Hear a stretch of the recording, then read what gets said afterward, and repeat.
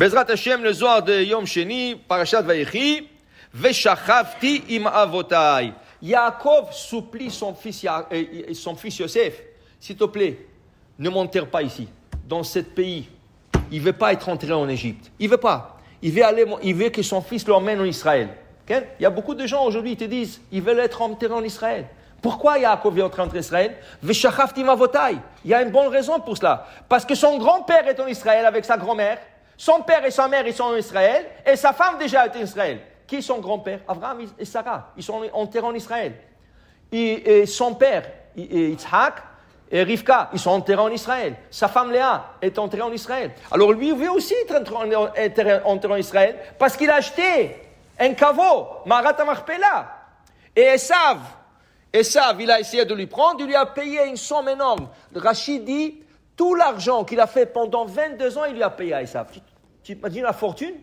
Une fortune colossale. Il a fait pendant 22 ans. Pourquoi? Il a dit, ce caveau, cette place en Israël, ça vaut plus que l'or du monde entier. Il lui a payé une somme folle pour être enterré en Israël, à son frère. Et quand même, ce rachat, il est venu contester. Le jour de l'enterrement, il est venu contester. Non, c'est à moi. Quoi? Notre père, il t'a donné une fortune? Non, c'est pas vrai, c'était une dette qu'il me devait. Regarde ce ramaï. Qu'est-ce qu'il a fait le petit-fils, Hushim ben Dan? Il lui a coupé la tête à Esav. Il lui a coupé la tête. Pourquoi? Parce qu'il était sourd. Il était sourd. Hushim ben Dan, il était sourd. Et il voyait que l'autre, il parle avec les mains. Comme ça. Et il voit que le grand-père, on ne le laisse pas. Il avait un bâton, il est venu en arrière de lui, avec un baseball bat, il lui a coupé la tête. Il dit, comment, tu es fou?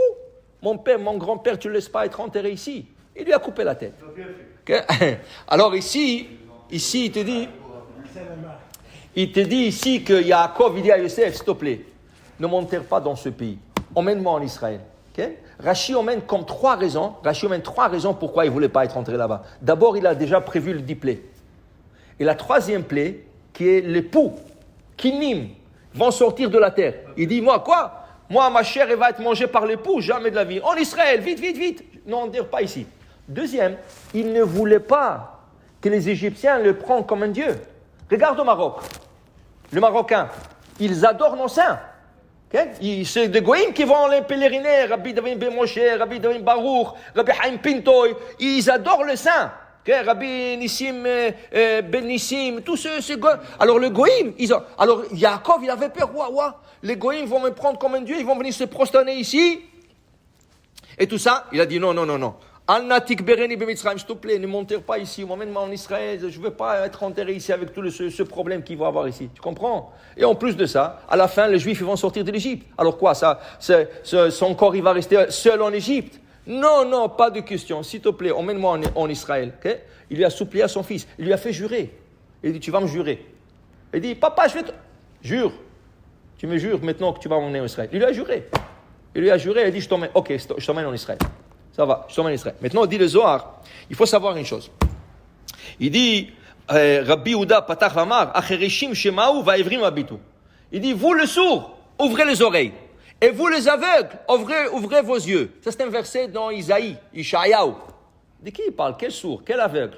Il dit, non, le sourd, les gens qui ne veulent pas écouter. Il y a des fois des gens que tu veux leur dire quelque chose. Non, on ne parle pas de ça. Et il y a des gens, regarde, qu'est-ce qui t'est arrivé? Non, je veux pas voir, je veux pas. Vas-y, tu es hiver, tu es aveugle, tu ne vois pas qu'est-ce qui est arrivé à cette personne. Et tu es sourd, tu n'as pas entendu qu'est-ce qui est arrivé à cette personne. Il y a des gens qui ne veulent pas savoir, pour pas voir. Okay? Il dit, Lama, ouvrez les yeux, apprends de la vie, regarde qu'est-ce qui est arrivé, ouvre les yeux, les oreilles. Tu as entendu qu'est-ce qui est arrivé? Ouvre les oreilles. Okay? Alors il y a qui ne veulent pas. Okay? Pourquoi? Il dit, Isaïe, le Zohar, il te dit, parce que, à la fin, comment tu vas vivre? 120 ans maximum, après 120 ans, tu sais qu'est-ce qui arrive? Tu as vécu 80 ans. Il y a Akash Baruch te dit, qu'est-ce que tu as fait pendant 80 ans? Qu'est-ce que tu as fait? Okay? Alors il te dit, tu sais, toi tu as vécu 80 ans, mais en vérité tu as vécu 25 ans. 25 ans? Comment 25 ans?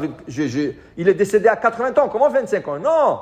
Si je ramasse tout le jour que tu as fait des mitzvot, c'est rien que 25 ans. Le jour que tu as été à la synagogue, tu as été kippour à la synagogue, tu es parti le matin à la synagogue, tu as fait des mitzvot, tu es parti ici, tu as fait un mariage, tout Tout ça, ça se ramasse en 25 ans. Ça veut dire après 80 ans, tu as vécu rien que 25 ans. Alors Abraham, c'est écrit chez Abraham, Avraham Zaken Babayamim. Abraham a vécu 175 ans, mais il est venu avec tous ses jours devant Akadosh Baruch Hu. Il dit voilà, tous les jours, jour par jour, ils sont remplis. Alors dis le Zohar, sache une chose. Dans ce monde, tu te prépares une robe dans l'autre monde. Ça veut dire quand tu arrives dans l'autre monde, on te donne une robe. Voilà la robe que tu as préparée pendant toutes les années. Et du coup, tu vois dans la robe des trous. Moi, pourquoi elle est trouée cette robe? Ok, il y a des gens qui vont dire, c'est à la mode, comme le jeans. Tu payes pour le trou de jeans, d'accord? Il y a des gens qui payent pour le trou de jeans. Mais là-bas, il n'y a pas de trou. Là-bas, il faut que tu sois, mon ami, speak and span. Il faut que tu sois bien habillé. Alors, tu arrives et tu as des trous. Moi, c'est ce trou. Non, ce jour-là, tu n'as pas fait des mitzvot, il y a un trou là-bas. Et l'autre jour, tu n'as pas fait, mais il y a un trou ici, il y a un trou ici. Prépare-toi une belle robe pour le monde futur, après 120 ans. Et dit, chaque jour, alors il dit le Zohar, mais sache une chose, même le jour que tu as manqué, quand tu vas faire tchouva, tous les trous vont se fermer. Tous les jours vont se fermer avec la tchouva que tu vas faire. Alors ça veut dire qu'une personne doit faire toujours tchouva, Torah ou Maasim Tovim. Baruch Adonai Le'olam, Amen ve Amen.